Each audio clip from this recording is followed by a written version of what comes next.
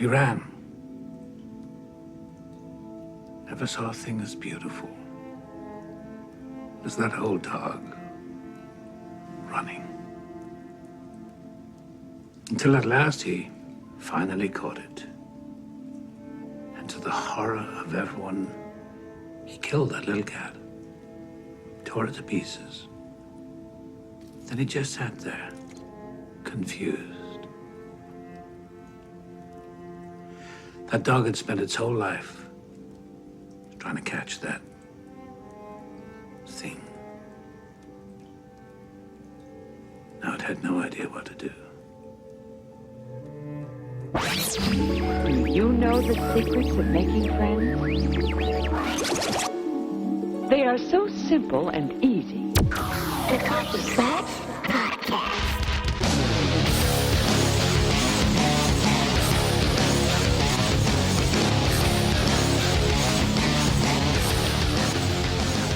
Welcome back to the KLATCH crew, Westworld episode review. I'm Jason Pistorino. I'm Christina Lomangino, and today we're reviewing episode 5, Contrapasso, directed by Johnny Campbell, written by Lisa Joy and Dominic Mitchell. So I wasn't familiar with these people. I found out Johnny Campbell is a British director who did the movie Alien Autopsy, and Jason, he's actually done a couple episodes of Doctor Who. Yay. And Dominic Mitchell is an English screenwriter who did In the Flesh, a BBC series. IMDb gave this episode a 9.4. Rotten Tomatoes gave it an 89%. What were your thoughts overall? I like the episode. I think they're progressively getting better. There's more questions, yes, but they're also answering some. They're also tipping the hat a little bit, and they're giving us a lot of action. I don't know what else we could ask for. I had a little bit of mixed feelings. I definitely really liked the episode. I'm still very excited about this series. However, I got that feeling you get when you're a podcaster and it starts to get overwhelming. And you feel like you have to just stop every 5 seconds to take notes. We did pause a lot, yes. And I feel like they are bringing up all these new questions, but they're not starting to resolve any of the old ones. I think that's what's leading to such wild speculation and theories. But that's what's fun. That's true. Vulture.com gave us 9 questions for this episode. Hopefully we can try to explore some of them. Has Lawrence always been El Lazo? Is Logan dead or really hurt? Can he be really hurt? This is the first time we saw a guest come close to being... Yeah, I mean, he was dragged off, beaten. He did have a smile once William decided to leave. He had a little smirk, so I think he was happy that William finally stuck up for himself. Yeah, that's but what he was he's not pushing dead. into. No, I think he'll be captured, and then something will happen within the storyline that gets him out. I was a little nervous when I saw him being choked earlier. Yeah. When William That had to did scare save me. him, because that looked like they were taking it pretty far. But then again, he did tell us the further outside you get, the crazier these storylines become. It's like a harder level. Right. So I think that's all just part of it. The big one is this a linear timeline? And Yeah. people, fans, podcasts are having a field day with this one. I know that a lot of people are having difficulty figuring out how to approach talking about this show. They're either against the theorizing or they go pretty far into the theorizing, trying to plant flags and work things to make their theory work. It's hard to know the right way to approach it, so I think we're just going to keep doing what we always do, which is to talk about everything. We'll give our thoughts on it, but stay open to where this could go, and the timeline is one of those. I could see it being multiple timelines. I know that's been a favorite. We've talked about that William is the man in black, Yes. and possibly you're seeing William and Logan in the past and the man in black in the future. There's obviously things to support that, especially in this episode, but a lot that possibly discredits it. I just feel like we still don't know enough. No, we definitely don't. And we have our theories that we like, but I like the fact that we discuss other theories. After all, we're a coffee KLATCH crew. So if we're in a coffee shop and we were with a bunch of friends, everyone would have their own theory. Everyone would weigh in on whatever you're speaking about, government, whatever. Sure. Normally we do have more podcasters with us. Yeah. But as we've gotten more timeline based, it's not just on the weekends where we can have friends over. So it's only 2 of us clatching Yeah. quote unquote. So it's two of us and the internet, and we're staying open to what other people think or theorize. At the same time, we can say we don't really believe this one, but we believe this one more, or we have our own. And I think that's what people enjoy listening to. Seems to be. And speaking of which, we got an excellent email from Oren, one of our Clatchers, who gave us a whole lot to think about by way of theories. We'll talk about that later on. You definitely want to stay tuned for that. We're going to bring in Greek mythology, and I haven't heard anybody talk too deep about that yet. But as we've seen, I won't get too into it, our listeners are so awesome that we're getting more and more. Yeah. And we're starting to get heard from other casters, and it seems like some are starting to copy us, which is fine. Yeah, but I've heard that from other podcasts too, that they have those feelings about their competition.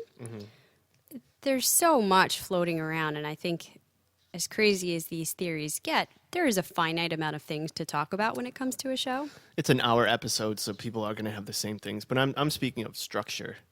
Yeah. But that's all we'll talk about. That's fine. Getting back to the questions, what does Dr. Ford have in store for Dolores? How bad is the, quote, game of war? What is Maeve's relationship to Felix? Did the man in black just meet the younger Ford, meaning the little boy, because we still don't really know who he is? And who's smuggling data out of Westworld and why? Going over to our title for a minute, we talked about Contrapasso when we reviewed all of the episode titles. Just as a refresher, this does refer to Dante's Inferno and hell's punishment for souls, either by the sin they have committed or with its opposite. We talked about that theory. Who is going to reap the consequences of what's going on here at Westworld? Is it going to be the guests that perpetrate these quote-unquote sins against the host? Is it going to be the creators, which is kind of what I'm leaning towards? Or is it just going to be Ford? Yeah, and is Ford really the ultimate creator? Because there was a little bit of disparity in this episode. Oh, definitely. We're With getting how to they- know more and more about this Arnold character. They presented him as the ultimate creator, or at least the man in black did, and almost made it seem as though Dr. Ford was a byproduct of him. And we'll talk about all of that and more later. We're going to try not to jump into any material from the previews of the future episode. We got a request for that. We'll give you the Yes. spoiler alert when we get to the end. You have 2 music notes. One is Claire de Lune by Robin Alciator. I'm not sure how to pronounce that. Number 2 is Something I Can Never Have by 9 Inch Nails. On to the fun facts. Actually, this is pretty much listener heavy. Okay. We had so many write-ins on Twitter and via email and even our website. I won't get into all of them now. I'll save most of them for Clatcher's comments towards the end of the episode. So, on our Twitter at OneCityTo1, one theory confirmed last night. The man in black had carte blanche in Westworld because he helped Ford 30 years ago with the malfunction. And we did see that when he spoke to Dr. Ford, and he said that Arnold almost took it down with him, but didn't succeed thanks to him. So he did something to help Dr. Ford, or at least help the Westworld. Yeah, I missed that until you brought up the wording of his quote there. We had theorized originally that the man in black was part of whatever disaster happened 30 years ago. The question was, what part did he play? And I think our opinion was always that he wasn't as bad as he seemed. That doesn't really tell us a lot. Was he just there when it happened and he stepped in? Did he step in to help the guests or the hosts themselves? You can't tell by the character he is right now. And like we said last episode, I don't believe this is his character as a person. I think he's on a mission, at least this time that he's visited. And we don't know what frame of mind or what game, quote unquote, he was playing at that time. Yeah, I thought that was interesting when he was talking to Lawrence and he said, nobody would talk to me like that. Nobody takes that tone, at least not now, maybe in a prior life. Right. As though he used to be a pushover. And I think it's statements like those that support people's theories that think it's William. And I was really against that, but you could definitely see it there. And I'm on board with that theory that it's most likely William. But also, OneCityTo1 wrote to us and said, my blockbuster, Westworld theory, Logan, not William, is the man in black. Reasons being A, has a black hat, B, hates Dolores, C, corporate big shot, and he goes on to say William helps Dolores in trying to take down Park. Logan stops them. 30 years later, he's man in black VIP. It kind of makes sense, but the black hat, you can always get a new hat. This might not be what he wears all the time. This might be like the frame of mind he's in now, like I said earlier, or he's no longer the pushover, so he puts on. Yeah, it seems like something transformative is happening in these scenes between William and Logan. Logan is trying to push William to figure out who he is. It feels like William has been a pushover his whole life. People choose him because he's easy. They think they can walk all over him, maybe including his wife-to-be. He was happy just to get this position that he worked so hard for within the company. Right. You can see how he might decide to step up, and the things he experiences here are going to change him. So I don't think it's going to wind up in the same place as it is now. And that's why it's hard to make comparisons. But also, like we said, does the black hat make the man in black bad? I don't really think so. Does he hate Dolores? I don't really think that either. He's doing something with her to accomplish this goal of finding a deeper level of the maze. And we know that he doesn't view them as people. He's been there long enough. He's seen them die and come to life so many times, 30 years, that, he doesn't have that human instinct that I'm hurting someone. Maybe. Real. I'm still not so sure of that. I still think part of it could be that he's found out what they're doing to them and he has pity. He made some comments this episode about they used to be perfect when they were pure machinery. Now that they're making them flesh and blood, they're sad messes like the rest of us, indicating that he does maybe see some level of humanity there. Oh, he definitely does. But I'm saying he knows that he can just kill him and they'll be brought back to life. Hates Dolores. Maybe he doesn't, but let's say he does. I think another theory for why he would hate Dolores now, being William, even though he kind of loves her right now, is if this is two timelines, and we're looking at before, where William is young, we know Dolores is on a mission right now, and she's kind of using him, and also, so she has to go find Arnold, and obviously she's going to do something to mess up the game, right? So maybe she ends up stabbing him in the back, or needs to, in that storyline. Who knows? And even if it's not two timelines, we have been noticing she might not quite be as awake as we thought she was. She is questioning, she is gaining some level of sentience, but who knows how many times this has happened before, right, where they've gotten close to that. She does still seem to be being led and whispered to. Now, is that somebody? Is it the voice in her head that she's interpreting as an outside voice? You can't really know that yet. However, she still is kind of following certain patterns. If William realizes eventually that he can never really love her, she's not really a person. He wants to have her, but that's not going to work. There's a lot of ways that can go, I think. Dr. Ford even told Dolores, like, he did tell you to help him destroy the place in the past. So that could have been the past. I'm not ready to say that it's not a different timelines, if you can tell. Yeah, and I don't know that I'm ready to say that it is. I definitely understand, don't get me wrong, that this is not completely linear. If nothing else, we are having flashbacks, flash forwards. We're looking a little bit into the future, a little bit into the past. I'm just wondering, how hardcore does that go? Right. Does it go to the level of there are characters you're seeing unseen? Man in Black is William in the past. Does it go that far, or are we just looking forward and back in time a bit? So, and we will have a question brought up by a listener during the Clatchers comments section that kind of brings that up again. Also on Twitter, at Oren Shai writes, Episode 5 was amazing. My theory is that Arnold uploaded himself into Dolores. By the way, what a badass. I love these theories. I'm not completely on board with that. I don't think he uploaded himself to her. I think he has access to her where he can speak to her. Are we on board right now that that's Arnold's voice that speaks to her? I believe so. We know that there's many different voices. We've heard Bernard speak to her. We know that in the scene where she's in Pariah this episode, she gets put out under the command of Dr. Ford. Sometimes it sounds like a female voice. It's very confusing, and I think they're doing that intentionally. But Dr. Ford does tell us that there are traces of Arnold still there. Underneath all her code, all her programming, that voice that he put into her will never go away. We don't know how deep that goes. I do like the idea that it might not be as simple as hosts and humans.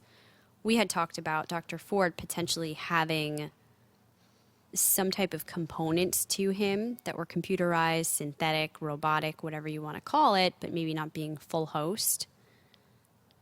Amy Lou also said maybe the MIB Arnold theory is a hybrid. Arnold really did die, but was memorialized as a host with extra features. I could even see some of that being going on with Dr. Ford. It seems like I was very opposed to him being full host, and I still am. But there could be more going on here because we see the man in black saying, I'd like to cut you open and see what's going on inside. No, I think that was trying to push you on a wrong track. It was a bit of a red herring, but I like the mixture of things that's going on here. I like any of the theories that fall more in the gray spectrum because they're more interesting. Here's a little fun thing I wanted to read on vulture.com again. What's up with all the cat stuff? Yeah, I saw The episode that too. opened with Dr. Ford boring old Bill to tears with some humdinger of a story about his boyhood greyhound seizing on a neighborhood cat and coming up for air bewildered. And later, our odd couple lab techs play a central role in the pair of important scenes. And it just so happens their names are Felix And Sylvester. Yeah. Given all the reasons to muse about the characters' potentially myriad incarnations and planes of being, all the cat references could be another way of subtly seeding the notion of multiple lives. Or perhaps it's got more to do with Felix and Sylvester being a cartoonish comic relief. Or I was thinking a game of cat and mouse. I mean, this whole story that he tells Bill is about the greyhound who spends his entire life running in circles. Right. Or it could be about buses. Sorry. Well, we're talking about old Bill, so without further ado, let's get into our overview. We start out with Dr. Ford talking to the old host again, telling him the story of this childhood, the greyhound we spoke about. The dad warned him how fast it was, and one day it was let off the leash at the park and it killed a cat, mistaking it for that rabbit plush thing we talked about. He says that dog had spent its whole life trying to catch that thing. Now it had no idea what to do. Also, he never saw a thing that beautiful as that old dog running. He's just waxing poetic like he always does. I don't know, because people talked about that and him being nostalgic and he prefers the old host. That's why he's here visiting with Bill again. I'm starting to think he does not. I'm starting to think he's afraid of the old hosts. He knows that they are allegiant to Arnold still. Right. Yes. And that's why he's talking to Dolores later, telling her we are not friends. He's trying to figure out how much is left in there and what's still going on with them. I don't know, he's searching. And I think the metaphor behind his story is very important if we can figure out who it's about. Is it about him? Is he talking about Arnold, who spent his life chasing after this idea of creating sentient beings? It could easily be about him, too. We see here he had trouble with his father growing up and created a whole world so he could run away and create his own rules, essentially. Could it be about the hosts? If they do chase this dream that's all of a sudden embedded, what would be left after they get out of Westworld? Yeah. Another world with questions that don't mean shit. You want that choice, but once they became free, what would they do? Would they be able to live in the world? Very interesting, and that leads us to our next scene, where Arnold's voice beckons to Dolores, "Find me," as she stands on the outskirts of Pariah with William and Logan, and she answers, "Show me how." Logan tells William the depraved Pariah is different than the rest of the park, full of thieves, outcasts, delinquents. We get information on Discover Westworld about Pariah that we'll go into later, but also I was chatting with Aiden, trying to figure out some answers You were to super new giddy questions. in the background when you were doing it. I guess I wasn't trying hard enough the first time because I didn't get this far. He never gives you any real truths. He'll let you know when you're on to something close and say, oh, I wish I could answer that, unfortunately, and try to redirect you. He did tell me about Pariah being the gateway to ultimate danger and sin. The delicious orgy of decadence that awaits you is beyond any indulgence you've ever experienced. Delicious orgy. Yeah. I haven't heard those two words together. Delicious orgy. And travelers beware, there is no law in Pariah. And it's filled with soldiers, so war is the perpetual state of things. And we will get a better look at that momentarily. Logan also reveals his corporation's interest in buying the park. That was more information than we've gotten so far about what's going on with their business. He breaks down that they're hemorrhaging money. He sees opportunity in this. Yeah. Also gives us historical context on the park, saying this place was all started as a partnership, and right before the park opened, one of the partners killed himself. It's a complete mystery, not even a picture of him. But of course, we think we have seen a picture. This is where some of the things are such a great mystery in Westworld. They've done a really good job of giving you a lot of clues and then throwing you off track so you don't know what's happening. But other things they seem to really be beating you over the head with. Like the idea of the maze, which started out as such a cool puzzle you had to figure out. Right. And now there's mazes everywhere in this episode. Yeah, wooden boxes everywhere. And I'm not sure if there's something more to that maybe that we're missing. And it's not just as obvious as, yes, there's a maze, there's a maze. There's definitely got to be something more to that. I still don't think it's a physical maze. But this was a little bit on the nose here, too. So much talk about Arnold in this episode. We went from 0 to 100. nothing to, I maybe would have liked to wonder a bit more about him. While we're talking about the maze, I wanted to ask you, when we look at the maze, there's a man in the middle.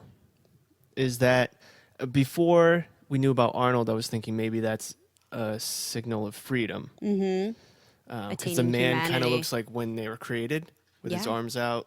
The Vitruvian Man. Yeah. What if that's Arnold? Yeah, I've thought about that. I asked Aiden about Arnold. Oh, nice. What does he say? He said not much is known about him. There's a closely guarded rumor that he partnered with Dr. Ford years ago in the early days of the park.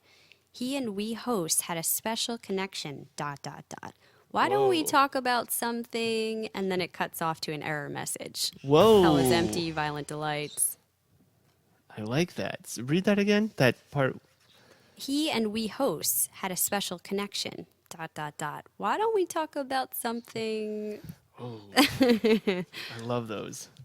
So yeah, those are the kind of things I love, those snippets of information that keep you guessing. There's some code in there that you can't locate and you can't delete or overwrite. Yeah, and I guess the question is going to be to a lot of these things. Is it a physical maze? Number one.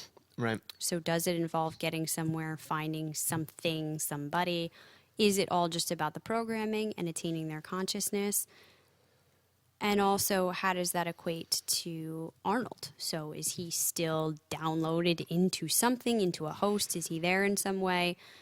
I could even see after this episode Ford being the ultimate program, he himself. Maybe that's why he has such control over everything in Westworld, because the programming is in him. He can speak codes to other hosts. Right. He can tell the player piano to run a code that speeds Teddy up. I mean, I don't know. He could have all of that inside of him. Heals Teddy. I have two more questions on top of that. Mm-hmm. If this is like part of Arnold's code to finally get what his dream was, why this long? Why now? Yeah. After so many years. Was it the new code in episode 1 that woke it up? Mm-hmm. Is somebody instigating it? And that's why we wondered if that wasn't Arnold in some form, because it seems like they are gathering their own set of hosts.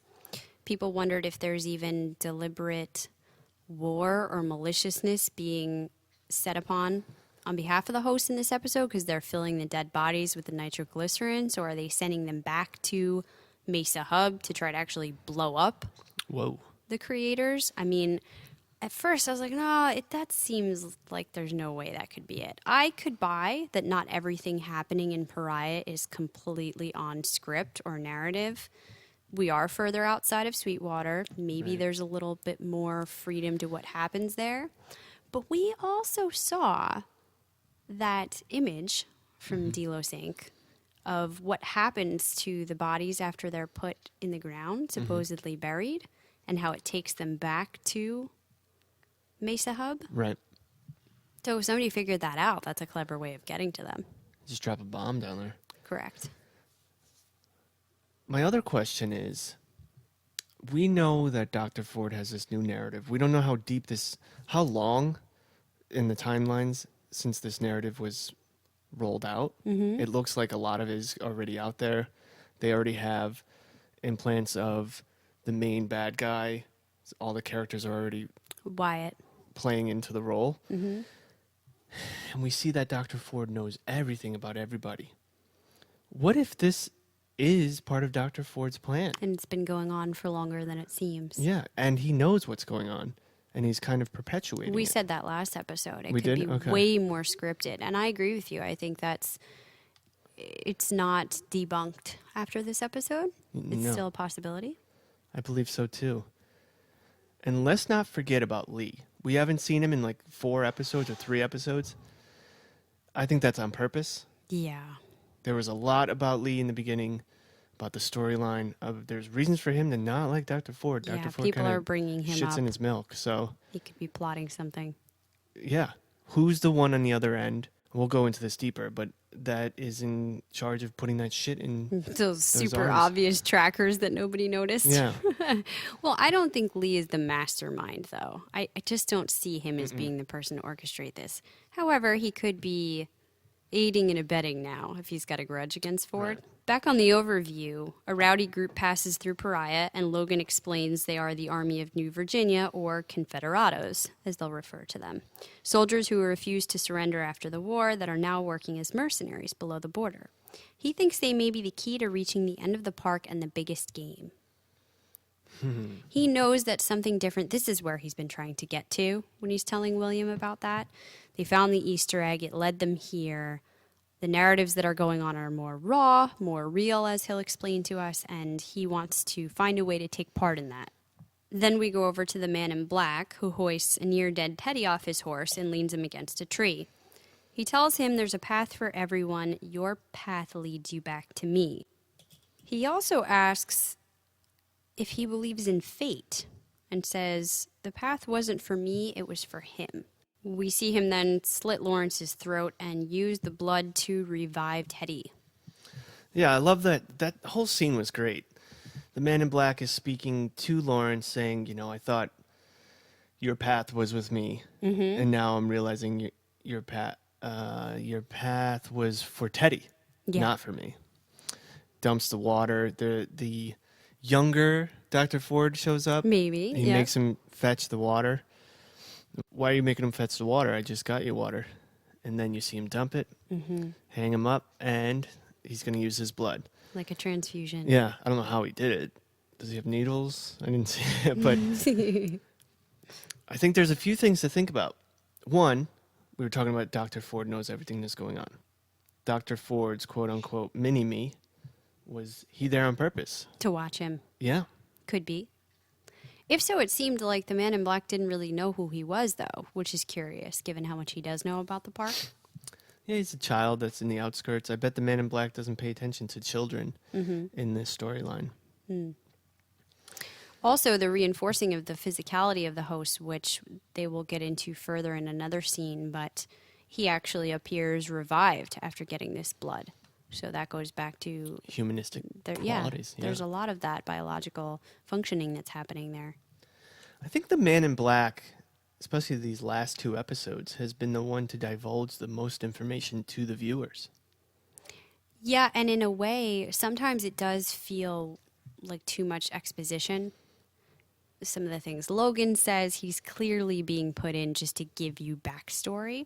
Doesn't feel like that to me with the man in black. Not at all. It's very natural. Might be because Ed Harris is a badass. He's but- amazing. Yeah. Well, speaking of physicality, investigating Maeve's knife wound, the 2 cat boys you were speaking of, Felix and Sylvester note that the incision was contained, almost like they were looking for something. How in the heck did these 2 people that they're proposing to be not the smartest guys ever come to that conclusion? that the hosts were actually looking for something. Why would they be doing that? And also, what is this guy going after? We find out Sylvester goes on the break and Lutz goes to the cabinet where there's a small robot bird he's been keeping. Right. This is jumping forward a little bit, but later he asks him what he's doing with that. And assuming that he's just trying to figure out how to code to prove to the higher-ups that he can be more than this butcher position he's been given. But it felt different to me. It felt like he was trying to use this as a small experiment for how to bring back these creatures that had died already. Right. I don't know what he's intending to do with that, but I think it's going to get into some kind of larger plot, perhaps with Maeve, as we see later. Definitely with Maeve. I think, what they went to show us is that he's trying to get a promotion, but I think what it's essentially setting up is that he's more curious than the other workers. Mm-hmm. He's more apt to go against the rules than the other workers. Like Elsie. And if anyone would be able to or would be willing to help Maeve, mm-hmm. it would be this man. Yeah. He Felix. stole a behavior tablet. Yeah. That's pretty risky. Very risky. Knowing that these people have location things and cameras everywhere, they can locate that behavior tablet real quick. Mm-hmm. Find my tablet. There's a lot of bouncing back and forth. Now we come back to Teddy after receiving the transfusion. Merciful thing would be to put a bullet in me. Whoever said I was merciful. And it's not my fault you're suffering. You used to be beautiful. When this place started, I opened one of you up once. 1,000,000 little perfect pieces. And then they changed you.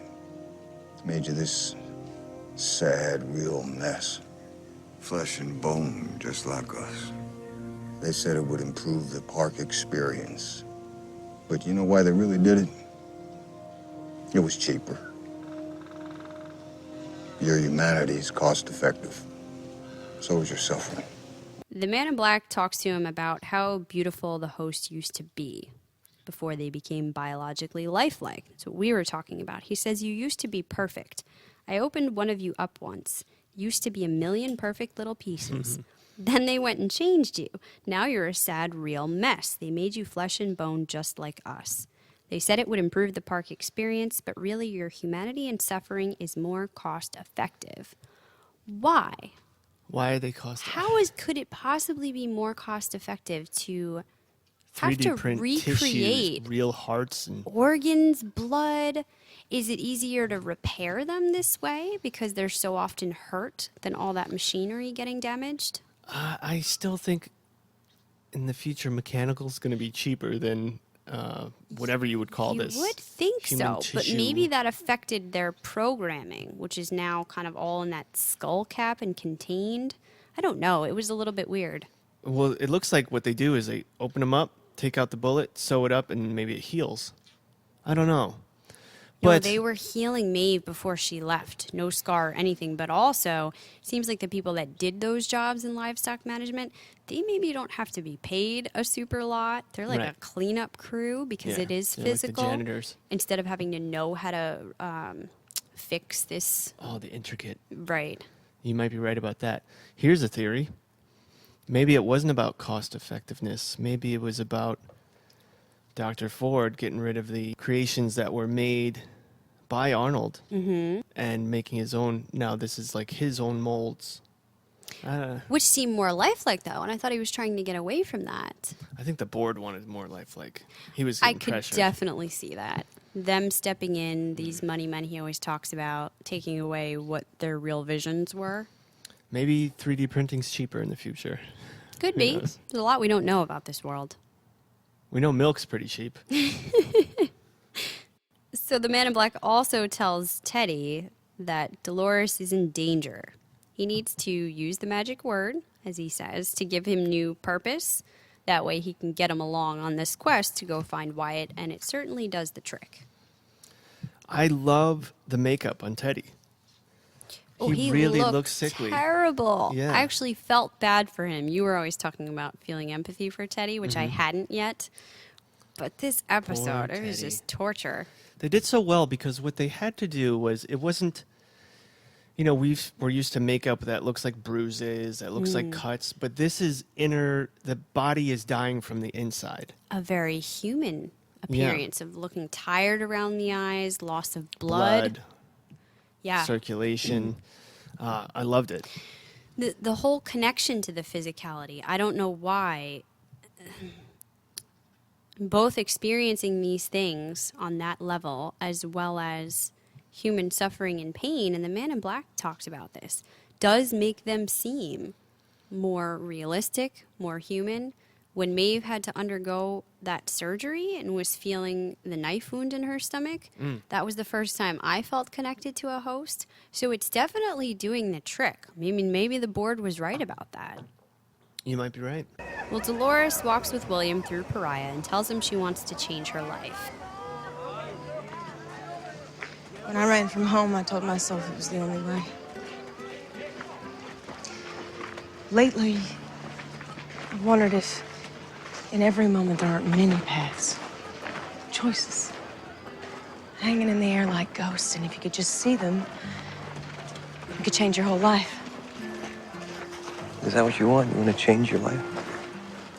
Doesn't everybody want that? Yeah, I guess they do. This Maybe was that's why another they come great here. quote. In every moment, there are many paths, choices hanging in the air like ghosts, and if you could just see them, it could change your whole life. William thinks maybe that's why people come here. There are no rules, no restrictions, and nobody in the real world will know. Yeah. That was a bad thing to say to her. She caught What's the on real world? real quick. What does that mean? He's been saying things to her. I said I was this gonna say last that, time, yeah. too, that he explains it a minute later by saying, I thought you weren't supposed to pick up on things like that. You know, I thought you were just supposed to dismiss it. So he's learning something's going on with her. He hears her talking to herself later. Yeah, just like you're supposed to dismiss that picture that Peter would not let go of mentally. You Right. know, it's supposed to be like, oh, I don't know. Could be anything. Exactly. I'm still curious about that picture, by the way. Who was in that picture? Yeah, I want to go back planted to that Peter at goddamn some point. picture? Well, this is when the parade passes by. We get a look at the town. There's a lot of religious symbols going on. We passed by a graveyard earlier with a lot of markers.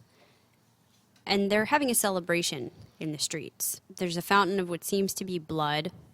And it appears as though they quite obviously made the parallels to Day of the Dead celebrations. Yeah, definitely. I'm sure most of you are familiar with it, but it's a Mexican holiday, also celebrated in central, southern regions, which focuses on gathering of family and friends to pray for and remember family members who have died. They go to cemeteries to be with the souls of the departed. They build altars, they put food, beverages, memorials. This is where we see them bringing things for the dead. The intent is to encourage visits for these souls to be able to come back. They think this one day of year, they're able to come back from the other side and be amongst them. Right. And so they see it as a joyous occasion to spend time together. This is where our Halloween eventually came from, I believe, right? Yeah, well, they started to take different months were honored for different things. One was for children who had passed away, one for adults. They gave them different names. So we kind of took a part of that and took off with it. But I did a little bit of research because I wanted to find out historically what it was about. And If so- we're wrong on that, we're going to get killed. No, I did find out about that. You know, they mixed that in with some Catholic traditions, some pagan traditions. yeah. It's kind of been mixed.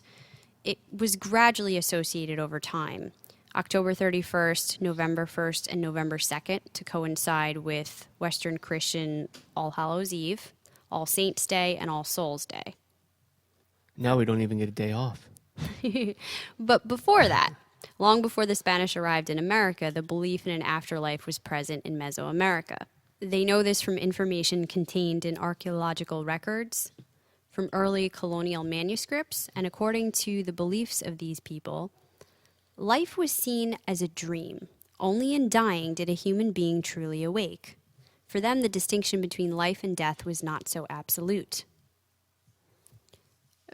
There's an ancient poet, and unfortunately I don't have who it was. This comes from the Nahua people, I think is how you say it, in the Valley of Mexico. The poet says, "It is not true that we come to live here. We came only to sleep, only to dream. Let us consider things as only lent to us. Only in passing are we here on earth. Tomorrow or the day after, as your heart desires, we shall go home." I kind of like that because we live now in the fear of death. We need to own everything and we need to possess things to be happy. Mm-hmm. That feels a lot more spiritual and freeing if we could really go by that.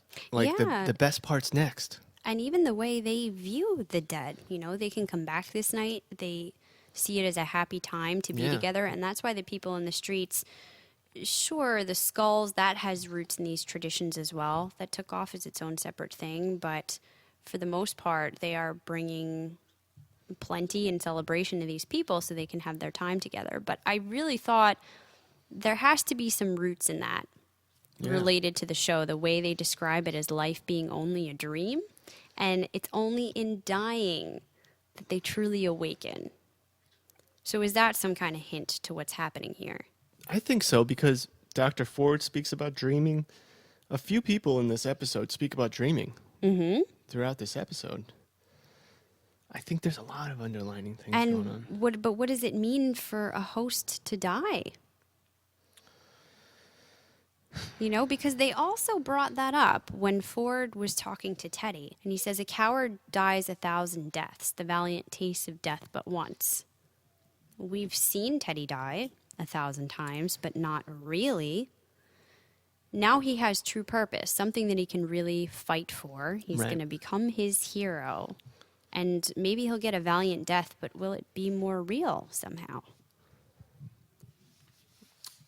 Also, I think dreams, and we'll get into this further later, but since we're talking about dreams, I'm starting to think that when a host goes to sleep is when the workers, for lack of a better word, can speak to them in those rooms. There's different times. There's when they're physically there and they do analysis and they can touch them and fix them. But I think the reason why we can see them come in and out so quickly, They remote in. they remote in. Yeah. It looks like they're really there, but you notice they never touch. This The is humans a- never touch them. This is a theory I've heard that I really like. Every time I think I'm coming up with my own theory, you tell me I've heard this. No, it's not. You're not smart. It's not as popular yet, but I really latched onto it when I heard it because, and I wish I could credit the podcast. It is another podcast out there that talked about how the support of it is the person that's interviewing them, interacting with them in their normal way. So when you see Dr. Ford doing it, Dolores is naked. Because that's how he views them. That's what he's comfortable with. But when Bernard interviews them, they're sitting down for a conversation. She's clothed. So absolutely, I really like that. And that could explain some of the weirdness on the timeline thing. Yes. People were assuming, we got to be going back and forth. There's 3 different timelines. Well, not if this is happening. Yeah, I always thought, how do you sneak them in and out so much? No Yeah. one noticing. So if it's through the dreams, through like what you said, actually what I said, this would make more sense, definitely. Well, and let's not forget when we think about a lot of these storylines, we're taking into account technology and the way we can perceive it. We already know their technology is far advanced from ours, and there could be other things going on that we haven't been privy to yet. Also, back to this scene with the parade. While Logan ushers William towards the brothel, Dolores is amongst the revelers inside of the parade, and she hears 2 things whispered to her. The first is from the crowd, who says, "Our dead are never dead to us until we have forgotten them." And then Dr. Ford whispers, "May you rest in a deep and dreamless slumber," and that's when she passes out. And this is when I started to think, because in my head I was like, how did she go back there so fast? And, it's in the middle of a party. No one's going to drag her off right to Ford's seat, Yep. So I think, she collapsed and he was able to speak to her. Yeah, because that's when we go to that scene. She wakes in the diagnostic. They're talking about dreams, as you said. Dolores says that they're the mind telling stories to itself. Ford says something really interesting. They are what we could be, who we could become. They mean everything. Dreams. So much more Exactly. is happening there. Really about dreams here. Yeah, and he talks about what if you didn't remain in your loop? What if you had been a bigger part of things? Would you have been the hero or the villain? And do you remember the man I used to be? That was a big tip-off to those of us who think he could be linked to Arnold as far as who he actually is. Or he could have just been a very different person back then. We keep saying, I said, what if this is part of Dr. Ford's plan? Which kind of doesn't make sense because it's kind of destroying himself. And we keep saying, well, what if Dr. Ford isn't real? Maybe he's a host, the first host. What if Dr. Ford is the Arnold after his quote-unquote death because he was going to get taken down or something, right? Yeah. Dr. Ford now is the one, is Arnold. Right. And he's doing this kind of in secret or something. This is his plan, you know? Yeah, that's kind of what I was alluding to before when I said that he might not be full host. He might have a lot of that programming, and by that I mean whatever was of Arnold at the time. It doesn't explain his feelings towards him, the way he talks about him. There's almost a hostility, a fear of things happening again, but that could just be because we don't know the whole story yet. Yeah, and it could also be him testing the hosts. To figure out what they know. Well, no, he would know what they know because he is Arnold, and he's perpetuating all of this. Okay. But he's testing the host to see if anyone else asks them, what would their answers be? Okay. I'm going out on a limb here, but No, I can see they're hinting at something here with that in this episode, for sure. I'm sure you remember him. Arnold, the person who created you. I'm sorry. I don't think I recall anyone by that name. And yet you can. Somewhere under all those updates, he is still there, perfectly preserved. Your mind is a walled garden. Even death cannot touch the flowers blooming there. Have you been hearing voices? Has Arnold been speaking to you again? No. The next part, I think, is what makes it confusing. He's pressing her about these memories of the past, and Arnold, this is where he says he's still there, preserved under all the updates. And then he asks her when the last contact was. yes. 34 years, 42 days, 7 hours ago. And the last thing he told me was I was going to help him destroy this place. Woo. But that might not really matter at all because it seems Dolores has gained the ability to lie to him. She's gained free thinking. She's gained the ability to lie. She lied to William as well. But why would he be questioning her when the last time he spoke? Just to see if she is Testing. coming to the awareness? Or testing if anyone else asks. What she would say. Yeah. I think I'm it going could, off of this could be idea more I of, just had, so I haven't thought this through. But yeah, I think it could be more of the sentience testing. Like, how much is she thinking for herself right now? Okay. And he's got to keep very careful track of that. But like we say, this attitude towards her, he says next, they've known each other for years, but they are not friends. Almost like he's afraid of her. And then when she leaves the room, obviously, Dolores says, don't worry, I didn't tell him anything, as though she is keeping things from him. Hold on. Almost as if he's afraid of her. Maybe almost as if he's afraid to feel for her. And I think you hit the nail on the head there. Yeah. Remember that, because that's going to go into this ridiculous theory we're going to talk about later. And I don't quite know how it fits together. That's why we're saving it for the end. But I think you're right, because while he's about to leave, Ford starts crying. Yep. Boom. And that's the first time we've really seen something hit an emotional mark with him. Is it about Dolores? Is it about who she used to be? Is it about the thoughts of Arnold that it brings up? Did he have a fly in his eye? And who in the heck was Dolores talking to at the end there? So all really good questions. No answers on that yet. She's talking to the voice, man. The voice in her head. Next, there's a quick scene with Felix and the host bird again where he gets it to move. Sylvester comes in and finds him. This is where he tells him, you're just a butcher, stay in your place, essentially. There's one thing here, though. He says, how did you get a job in the first place? Personality testing should have weeded you out in the embryo. Yeah, was that just like lingo, or was that they were grown? Seemed to be real, yeah. But they don't appear to be hosts. We were trying to stay away from all the workers being hosts because that just felt too blah. It could be more complex, though, than that. Remember we were talking about how they gave us on the terms of confidentiality for Westworld that they were allowed to keep any biological DNA samples you yeah. left behind in the park.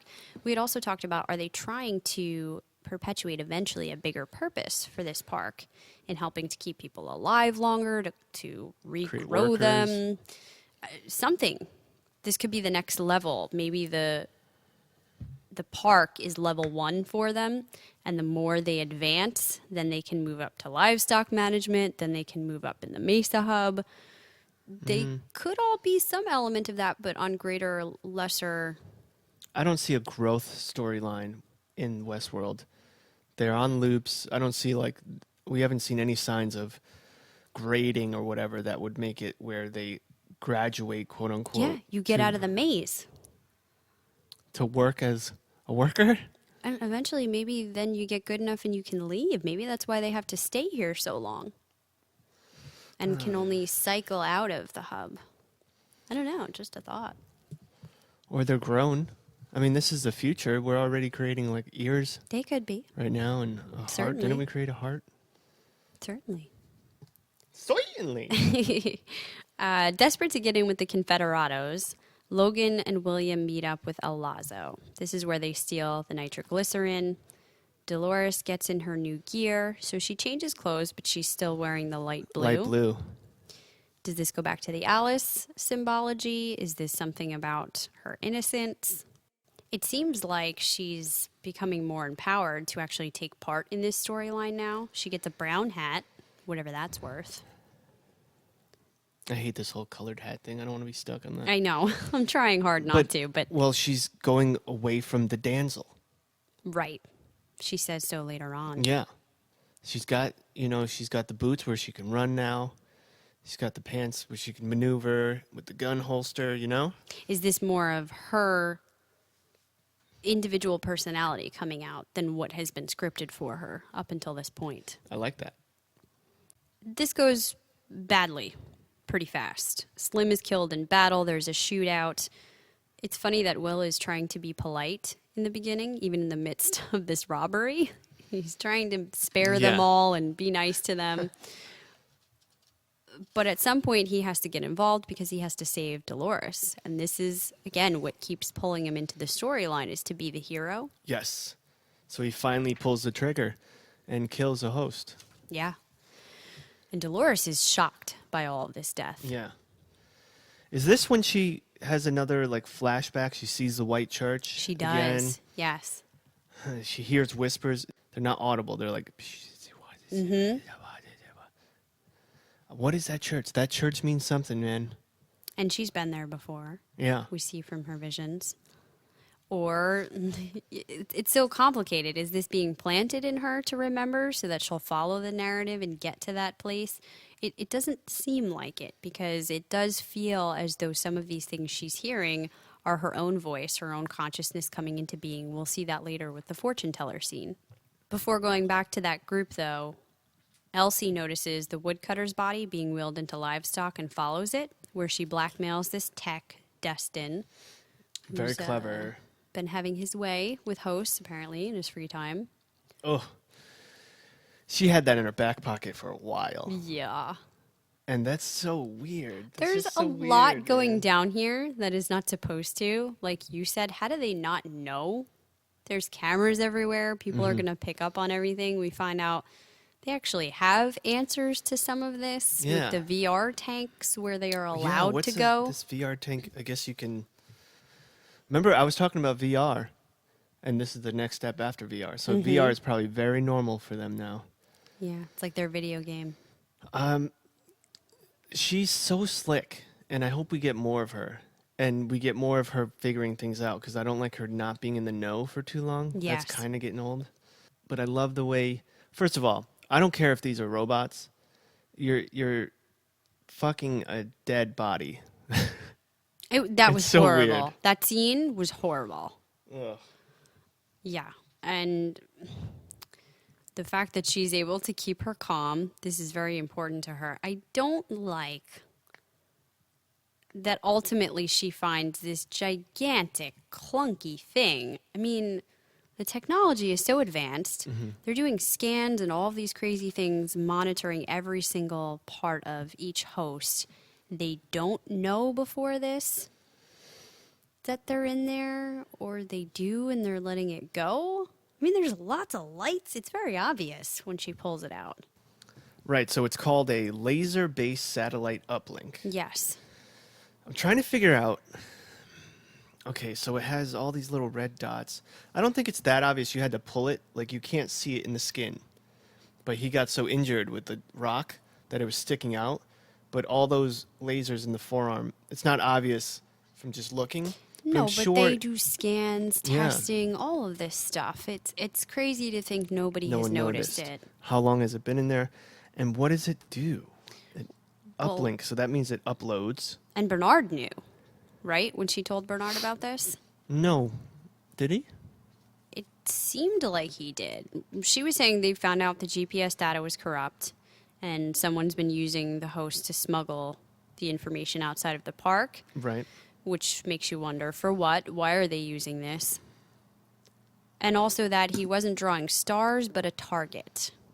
What do you think that means? We did have listeners write into us about what they thought it was. Okay. A target, so basically where to go to upload it, I'm Okay. assuming.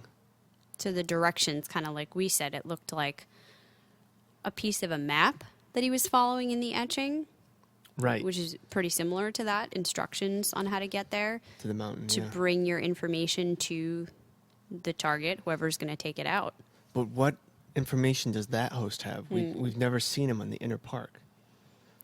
But most of it is happening on the outside of the park, so he might have all the info from the outside. Or they could transfer it, perhaps, from one host to another if they're able to hack into the system that well. And we know that there's other hosts that have this, for Mm-hmm. sure. We're definitely going to learn more about this laser-based satellite uplink. Yeah.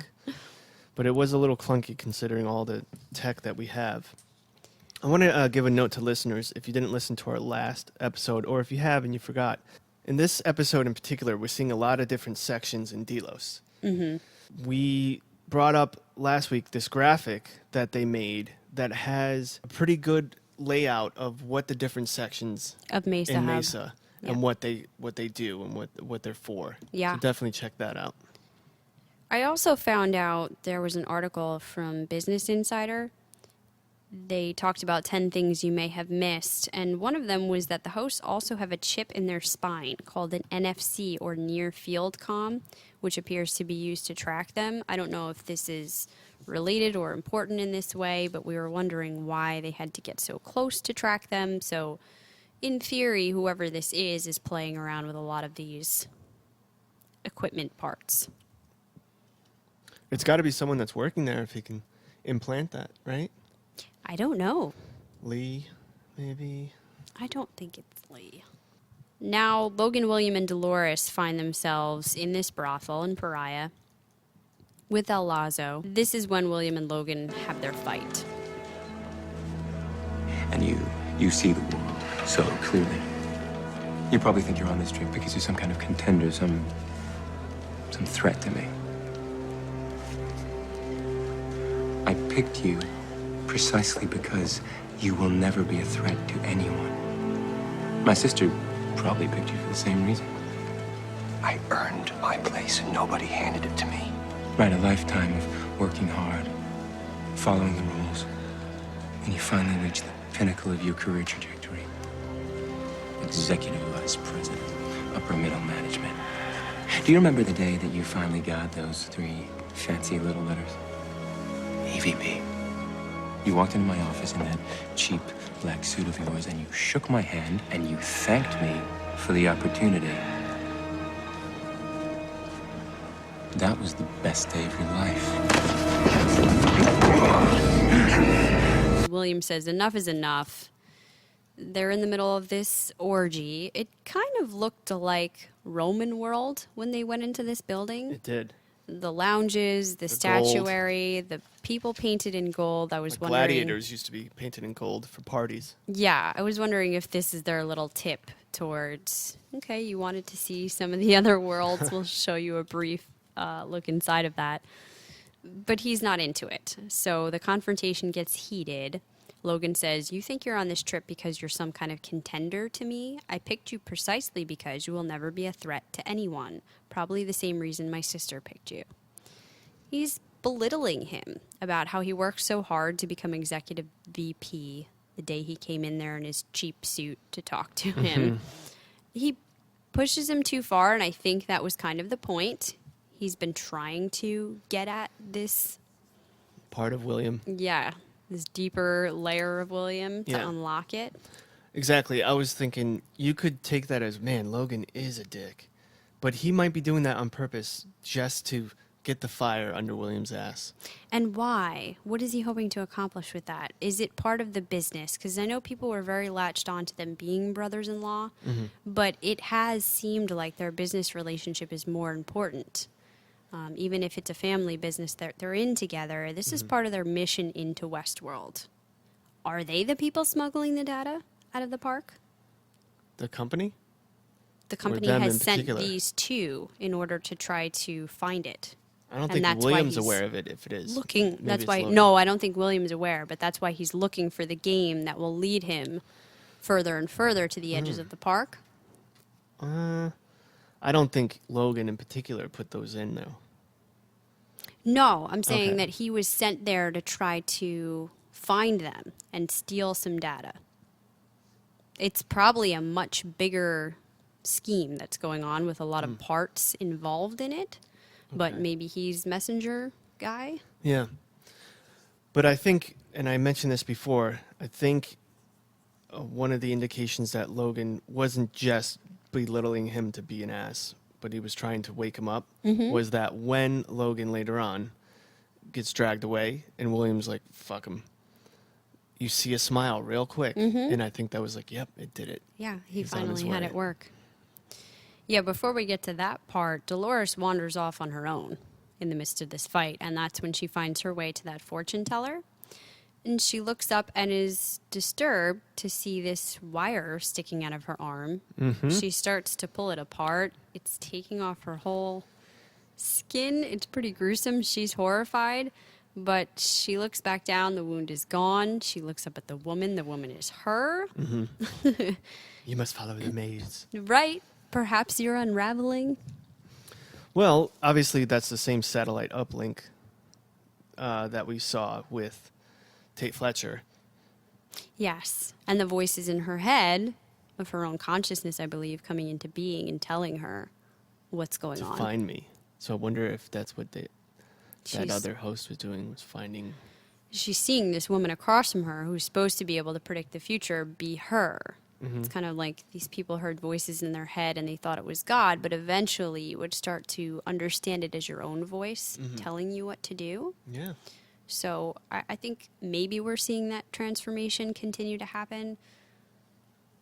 Well, she comes back and she sees Lazo now is pumping the nitro into Slim's corpse. That's where we learn about this plan. She finds William, tells him to escape with her, that they can do it together. She doesn't really know how, but she's being guided. Yeah. There's a voice of me telling me what I got to do, and the voice is telling me to do it with you. So they leave Logan. I was pretty shocked that William actually took the step to say, the hell with him, I'm done. He's going on his own adventure. This is the part where Dolores has to shoot a couple of men in order to save William, which I think is a big step for her. We saw how hard it was for her to pull the trigger the first time, Yeah. but it was out of self-interest. Now this is for somebody else. So is she being enabled to do that, or does she's starting to care about him? And how is she so good already? She was like, bam, bam, bam, bam. But that's why I'm saying, is she being enabled? It almost seemed programming. Like there was something going on with her vision that it seemed like, almost like it was pulling up the targets, like laser vision. Really? I didn't see that. Yeah. Watch it again. There's something weird about the filming of that scene. I don't know that it was entirely Dolores there. And that's when she said, I imagined a story where I didn't have to be the damsel. Mm-hmm. And I spelled Denzel. So they flee to get out of here. They hop on the train where they find El Lazo, and he tells them, you can call me Lawrence. That's what my friends call me. Again, this sparked the conjecture about the dual storylines. How is he being put back into the story so quickly? Why do some people know him as El Lazo and some Lawrence? I see the discrepancy there. I see what's making people question it. I also think it's possible that in some parts of town he's known as El Lazo, and to others he's known as Lawrence. I think it's possible that hosts are being uploaded with new narratives every day now for Ford. Well, he could be El Lazo because he was saying he was one of the most wanted men. Mm-hmm. So that tells you that he's not just some, crackpot thief. So he might be El Lazo. Yeah, I just mean that I don't think necessarily because he was put back so quickly and has two names, that means we're seeing him at 30-year different time intervals. Okay. Oh, yeah, no. Okay. I think it's explainable in other ways. Because if they're playing with that, there are certainly some areas that are linear. Mm-hmm. Because we see later when Maeve is brought back into the text, the guy says, she's back already? Yeah. So she was just in there. That's happening linear for him. Mm-hmm. And it could be two different. Bring that up again when we get to that scene. I have a theory. Okay. To wrap it up here, that's where she sees the maze burned on top of the box. She says, I'm coming, again, as though just following the instructions. Right. But why is it burned in that box? That's El Lazo's boxes, right? Yeah. Why is it Well, the nitro boxes that he's taking. Okay, but the man in black who's been there for 30 years had to scalp someone to get a view of the maze. Mm-hmm. Now all of a sudden it's burned in a box. I know. And it's everywhere. On signs. It's on a street sign that's blinking. And that's, again, what made people say the double timeline thing. Oh, right, because he was just figuring it out then. Now it's a more well-known thing. And that's why you see it more. And that was the point of putting so many maze symbols in this episode. Oh, but if with what you're just saying now, you're saying that the man in black is the past. And now being William is the future? Because I'm looking at it as the William storyline is the past. The man in black You're right. is the future. And that's how everybody's been saying it. So that wouldn't make sense. People are getting their timelines crossed. It would if... They're getting me crossed. The maze is more of a secret now. Because people have figured it out. Yeah. Okay. Maybe. I don't know. I think that takes you down into territory where you literally have to twist everything to make any of these theories work. Into a maze. People are like, you're going to have to prove it because it seems like a given thing. Right. But either way you go, it's convoluted. We don't know enough yet. They're purposely trying to throw us off track. It's very difficult to try to find enough evidence to really say this is how it is. But very interesting what's happening there. And these last two scenes I thought were really cool. First, the man in black and Teddy stop at this inn where they meet Dr. Ford. He introduces Ford as Teddy's creator and asks if Wyatt was created as a worthy adversary to stop him from finding the center of the maze. Now, Wyatt, on the other hand, that's something new. Is he just another stooge for the tourists to mount on their wall at home, or have you finally made a worthy adversary? Someone to stop me from finding the center of the maze. And what is it you're hoping to find there? You know why you exist, Eddie? The world out there, the one you'll never see, is one of plenty. A fat, soft teat people cling to their entire life. every need taken care of, except one. Purpose. Meaning. And so they come here. They can be a little scared, a little thrilled, enjoy some sweetly affirmative bullshit, and then they take a fucking picture and they go back home. But I think there's deeper meaning hiding under all that. Something the person who created it wanted to express. Something true. Well, if you're looking for the moral of the story, quite simply ask. I need a shovel. The man I'd be asking died 35 years ago. Almost took this place with him. Almost, but not quite. Thanks to me. Well, maybe he left something behind.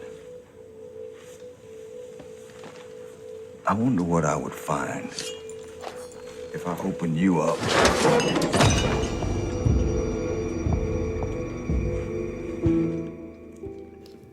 This is where, what you said, you were always missing a real villain, and that's my contribution, which again is a bizarre statement because we haven't been seeing him as a true villain. No. But he also says the outside world was one of plenty, every need filled except for one, purpose and meaning. I think there's a deeper meaning to this, something the creator wanted to express, something true. That man died 35 years ago. Maybe he left something behind. What would I find if I opened you up? So is what he left behind in Dr. Ford somehow? Would he need to do that to find it? Because it seems like without Arnold, I can't get my answers. It's not even acknowledging Dr. Ford as the creator. The creator is gone. And he almost took it down, took this place down with it. With him. But I helped it. Yep. Now, he could have been speaking literally, like what's inside of you, or, figuratively saying, just... What are your secrets? Yeah. Yeah. Agreed. But, man, I love Teddy's reaction by grabbing the knife real quick and slamming it down. Oh, he got right in there. If there was any question that he's Ford's hero, protector, whatever. Yeah. If you notice, he didn't even look at him. He just grabbed it while he was still looking down. Yes. Yanked it down. And, well, we know that Dr. Ford he could stop the train in a second if he wanted to with his brain. Mm-hmm. So it might not even have been Teddy moving. It might have been Dr. Ford moving it. But I do have to say this is my favorite scene of the episode. It was very good. It was like the two greatest minds right It was there. very unexpected to see these two men come face to face so soon. I thought we'd have to wait a long time to get Dr. Ford and the Man in Black in the same place. Yeah. And this also helps with the whole thing that was bothering me. Like, Dr. Ford knows so much. How does he not know the Man in Black is like causing a ruckus? He's running amok and causing a ruckus. So now we know. Yes, and 3 things happened right after this. Very interesting. Dr. Ford gets up. He says, "We must look back and smile at perils past." He touches Teddy on the shoulder, and he cues the piano.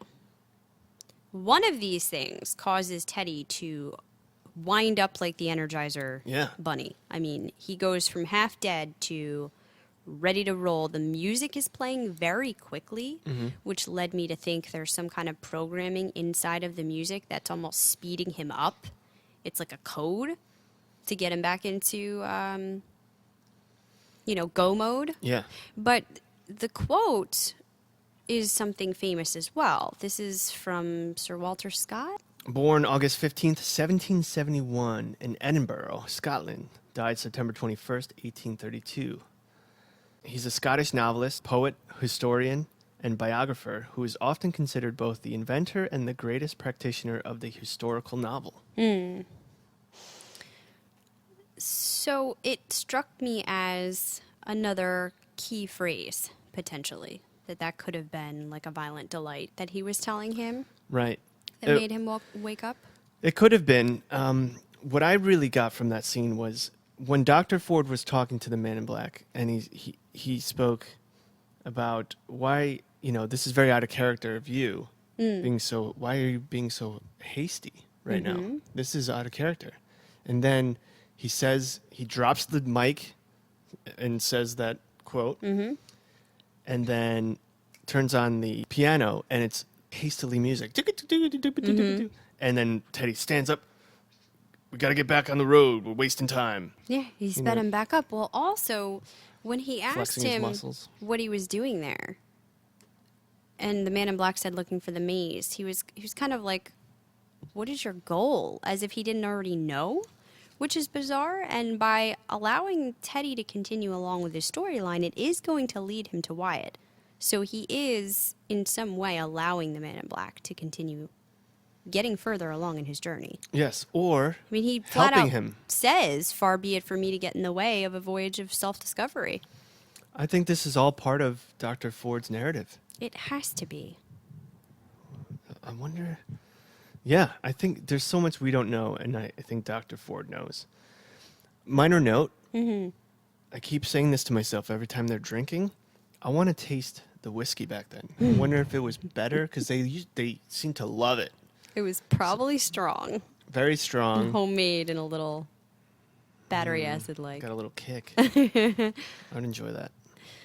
Okay, our last scene, Felix returns to work on his bird. He finally gets him up and around, back to life. And this is when we see, first, Maeve's lifeless form in the background. Then after the bird's flying around, it comes back to land on Maeve's outstretched finger. And she says, hello, Felix. It's time you and I had a chat. Okay, so this is what I wanted to bring up. We saw last episode, the end of last episode, where Maeve was woke. Essentially, she realized it doesn't matter, we can die over and over again. The bullet proves it, my theory, that she got that storyline. We're dying, we relive it, we wake up, we go through the storyline again. I think she figured that out. Yeah. Now, Felix said she's already with her, back again, because she wasn't able to wake herself up that first time. She tried, we saw her move for a second. She went back in the storyline, killed herself to get right back in there, because what she's trying to do is get back into that room with those spirits or whatever they were calling them with the hats, meaning Felix and those people, so that she can speak to them. She's been talking to Felix. Not has been. She's trying to. Well, she says hello like she knows him. She knows his name, hello, Felix. Unless she's just been picking up on that a little bit as she's been out and they haven't actually talked. Because she said it's time you and I had a chat. Okay, gotcha. But what I'm saying is she knows enough. What's important is we got it that she realized it doesn't matter. She tried to wake up the first time, wasn't able to. We saw her jump. And then right away she was back in the world, killed herself. Now she's back in there and she was able to wake herself up. 3, 2, 1, wake up. Yeah. They take the bullet out of her. So this could have been back to that, or how many times has she been shot with this bullet and this bullet removed to get to this point? I mean, this could have happened many times with her. Well, I think exactly, but that's what woke her up last episode. Right.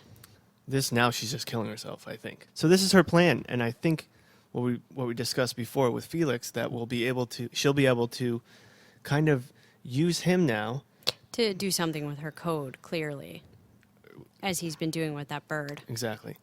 And he's going to feed every time she dies or kills herself on purpose, he's going to feed her information and vice versa. Yeah, because we know they go back to these same texts. It says that in the manual that they will get repeat hosts to work on. Also, we spoke about how the last episode, they've all been opening with Dolores and closing on Dolores. Last time closed on Maeve. This time opened on Ford and Old Bill and closed on Maeve. So I think we're getting closer and closer to the true story of what's going to be important. Right. That was it for the overview, but we still have a lot to talk about. We have our big theory that we got from a listener to get into in a minute, and our Clatchers comments. First, we did already hit most of those points that Business Insider gave us, the 10 things you might have missed. A few that we didn't cover, a fun fact, when Dolores is in the cemetery, she sees bells on the grave markers. I don't know if you caught that, tied to the coffins. This was a real-life thing back in the 1800s, that they were buried with bells, so that in case you were buried alive, you could ring it and someone could Oh, come get wow. you. So why do they have those in Westworld? Could be part of the storyline to make it more human, more real, maybe. Well, we know that they get transported Right, at but they don't times know by that. being buried and going into the graves underground. Yeah, it'd be interesting to find if that actually signals them. Oh, I see what you're saying. Oh, yeah. You might be right. Also, fun plays on the names. El Lazo, I've heard two things: that it could mean loop, which people took to mean, like stuck in your loop, but also that Spanish for lasso, which is what we see him bound with, the noose thing that the Man in Black's taking him around with. And we found out eschaton means end of days. We hit all the other points. So on to discoverwestworld.com. Their destination was Pariah, of course, which we went over. Their character spotlight was on Teddy. They bring you to a YouTube clip of the maze in weeks ahead. And Play It Again, they had Notes of Inspiration, which takes you to the iTunes store to purchase Westworld I saw songs. that, yeah. Unfortunately, I was disappointed there were no new Inside Delos items this week. No flagged communications or nothing. any of those fun images that we like. And while we're on this topic, I wanted to bring up a write-in that we got from Metal Monkey. I don't know his new name, but he's a listener from Australia. Apparently, there's some difficulty with how they watch Westworld and also with their discoverwestworld.com site, that they have to go through the provider. Everything is owned by one company, right? Fox something? Foxtel, which is owned by Fox. Okay. And there's a lot of ads. Basically, when you go on the Discover Westworld now site, from you there. can't get right to the content. It's just filled with all of these ads That and other sucks, promotional man. things. Sorry So to hear that. he was asking that we put it out there. He did a little bit of looking and found this bookmark that we will show you, discoverwestworld.com // FORCEUS. Force us.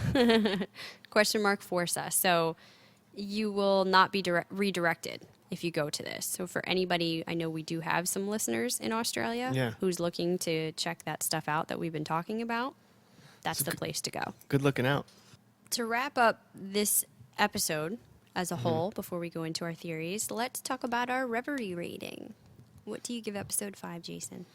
I'm giving this episode a 9.7. You are high again. I'm loving this. Last episode I gave a 9.8. This one 9.7. There's great parts to it. I don't know why so many people are, when you read on the internet, they're like, there's no plot. There's, they keep getting themselves lost. I think there's plenty of plot, and it's just not being spoon-fed to us, and you just have to be patient with it. Yeah, well, we have to remember it is only episode 5, but we do hope that some of this stuff gets resolved, seeing as how it's a 10-episode season, just enough of it to keep us interested, I guess. And there are moments where it feels a little bit unfocused. I gave the last one a 9.4. I'm going to give this a 9.3. I still really liked it. The back and forth and some of the things being a little bit in your face was somewhat off-putting, but I do love the mysteries that they're keeping alive with the William Logan Dolores thing. I loved the episode with Dr. Ford and the Man in Black. And I'm going to give my MVB this week to Felix for whatever he's been up to with that bird and how he's going to tie into Maeve's storyline. My MVB is Dolores. She's more and more woke. She saved William, I guess you would call it, and she's pushing the storyline ahead. She's no longer the damsel. Yes, very true. I have a question to give out to the Clatchers and to you. Okay, this may be way off, but Bernard. We know Bernard has something going on, underlining storyline, right? We don't think he's being a bad guy in what he's doing with Dolores. We know his background is he's still distraught about it, obviously. We all would be, that he lost his son. So is he, in a way, is he utilizing Dolores and keeping her open with this to see if they can get more feelings, get more real, and then perhaps maybe he'll be able to recreate his son? Yeah, we had wondered that and about the loss, and people said, oh, is this going to turn into everybody's lost something? Dr. Ford lost something, that's why he recreated. Bernard did. But I think it's possible that they came together on these viewpoints and this vision because of some sort of shared loss. Mm-hmm. I also think this could bring us a little into our theory that we're going to talk about. Go for it. And this comes partly from Oren, our Clatcher, who pointed us to Greek mythology. And I don't know how I missed this. I love to read about Greek mythology. You're a Greek geek. Yeah, well, I don't pretend to be some kind of genius. I have a surface knowledge of it, but I find it really interesting. And he told us to look at the myth about Theseus and the Minotaur and who he thinks the parallels are for the character in the show. In starting my research, though, the first most obvious thing, how do we not think about it? Delos. Delos was a floating island in Greece, a major sacred site second only to Delphi, the place where Leto gave birth to the twins Artemis and Apollo. There's a fun story behind this. When Leto was discovered to be pregnant by Zeus, his jealous wife Hera banished her and put a curse on her, forbidding her to give birth on any steadfast island. So she was traveling the world, pregnant, couldn't find anywhere to go, wasn't allowed to give birth, until Poseidon took pity on her. And he led her to this island and held it in place long enough for her to find it. But because it was a floating island, it kind of was a loophole, and she was able to give birth there. After which she blessed the island and gave it pillars to hold it to earth. The island was so happy after the twins were born that it covered itself in little yellow flowers. However, because the pillars anchored it, it could no longer float and was henceforth nicknamed the Curse of Delos. Ooh. Now, that's something interesting to chew on while I get to the next part, which is actually the story about Theseus and the Minotaur and the labyrinth. First, most of you are probably familiar with the labyrinth from this Greek mythology, the complex maze that was designed and built by Daedalus. It was built for King Minos of Crete, and its purpose was to hold the Minotaur, which was eventually killed by the hero Theseus. He made the labyrinth so cunning that he could barely escape it himself after he had built it. So you can imagine this was a good place to imprison it. Where did this Minotaur come from? It was the son of Pasiphae, who was wife to King Minos of Crete. However, she slept with a bull that was sent by Zeus, and the resulting offspring was this creature, half man, half bull. And her husband, King Minos, was embarrassed but didn't want to kill it because it came from his wife, so he hid it inside of this labyrinth that he had Daedalus construct for him so that it would be put away. And he would send people, citizens of Athens, in there yearly to die so that the Minotaur could feed on them. So now you have Athens. The king there was King Aegeus, and he had a son, Theseus. The third year that this was opened, Theseus decided he wanted to be one of the young men to go to Crete because he was going to kill the Minotaur. He wanted to end all sacrifices to the monster. And he actually managed to do it. Before he left, he promised his father he would put up white sails when he got home to tell him he was okay. There would be black sails if he was killed. The way he got out of the maze was he met Princess Ariadne, who was King Minos' daughter. And she fell in love with him. She gave him this magical thread that could lead him out of the maze. He did so. Tragically, though, on his way home, he realized Ariadne wasn't on the boat. She had drank too much at the celebration. He was so upset over this, he forgot to put up the white sails. So when the boat came back home, King Aegeus saw the black sails, thought his son was dead, and threw himself over the cliff into the water, killing himself. That's how we got the name the Aegean Sea. Oh. So this is a long story, but I had to tell you all of it so that you understand who these people are. Oren believes they are parallels to our characters. Theseus, the hero that goes in to defeat the Minotaur, is Teddy. Ariadne is Dolores, the love who helps lead him out of the maze. And the Minotaur could be Wyatt's character, this new evil person that's been placed in there because he was wearing bull horns. Oh, right. Wow. How the hell did he put all this together? That's pretty amazing, right? Who's the listener? This is Oren. And one more thing, if all that weren't enough, the poet Sir Thomas Wyatt, so think about the name, that it's Sir Thomas Wyatt, drew a maze with a triple crown minotaur in the center with an inscription that said, "We broke the trap and now we are free." So he says maybe Wyatt broke free by using the maze, and that's why Teddy, Man in Black, William, and Logan are looking for him. I think that's amazing. I think it has to have some kind of meaning, even if it's just a little bit of underlying fun for listeners who like to look deeper, where they got the names from, how they pulled the inspirations. I also think it's something to think about. He didn't talk at all about the fact that Pasiphae had slept with the bull that was sent by Zeus and given birth to this minotaur, the creature that caused it to be there in the first place. We also see some indiscretion going on with Leto, who got pregnant by Zeus himself and had to give birth on this floating island Delos because she had nowhere else to go, and the jealous wife was after her. So we got thrown some theories a while back that there could be conflict that happened way in the past between Dr. Ford and Arnold.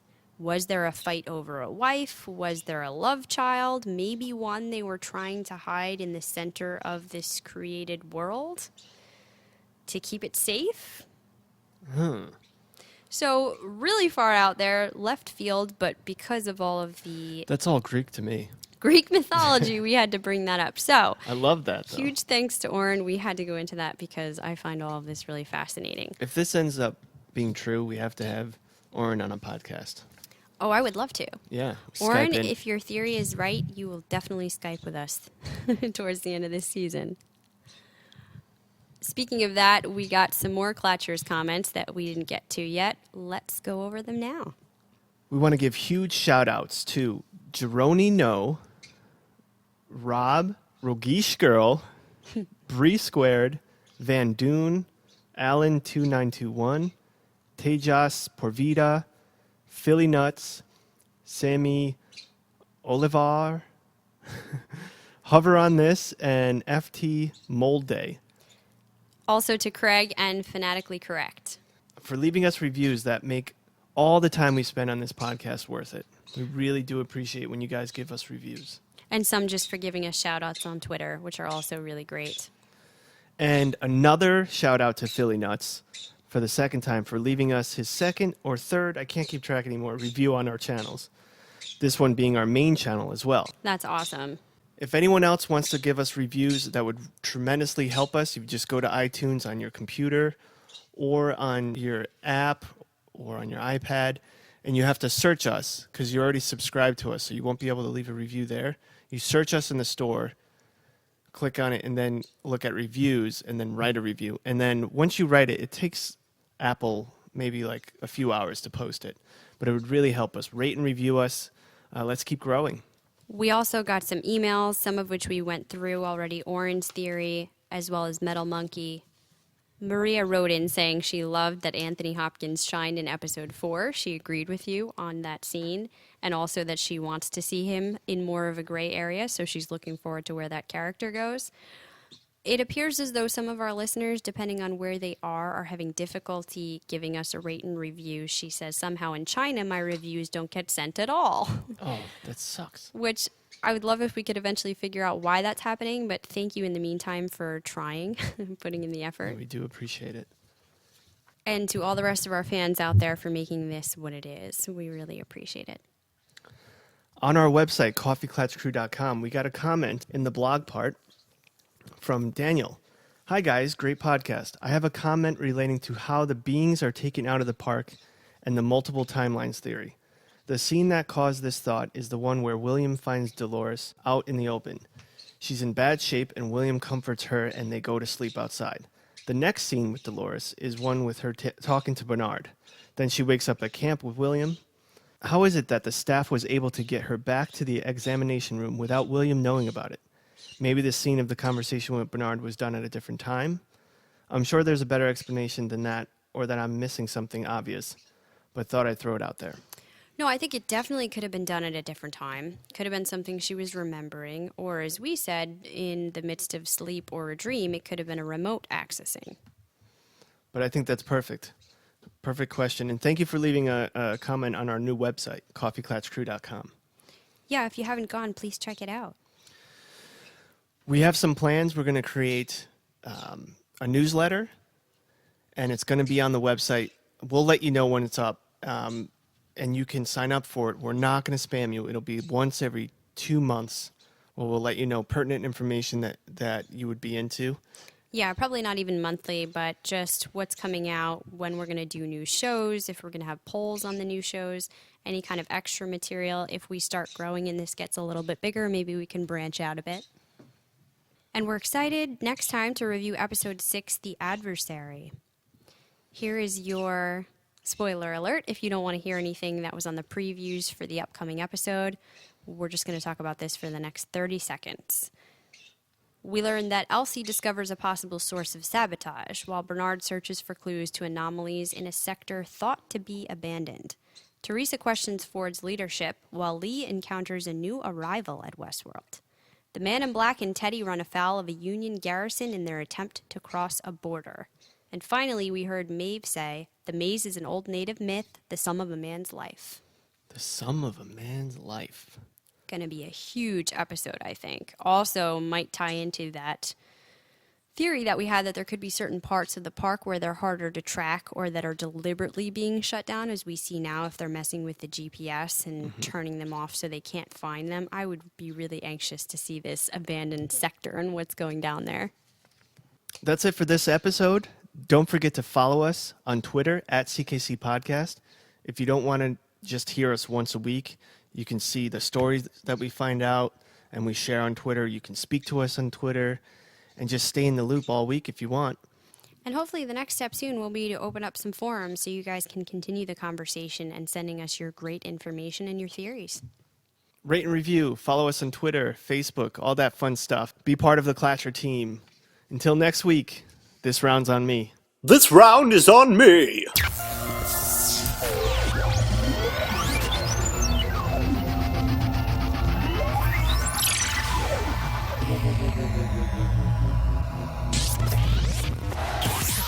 Please hang up and try again.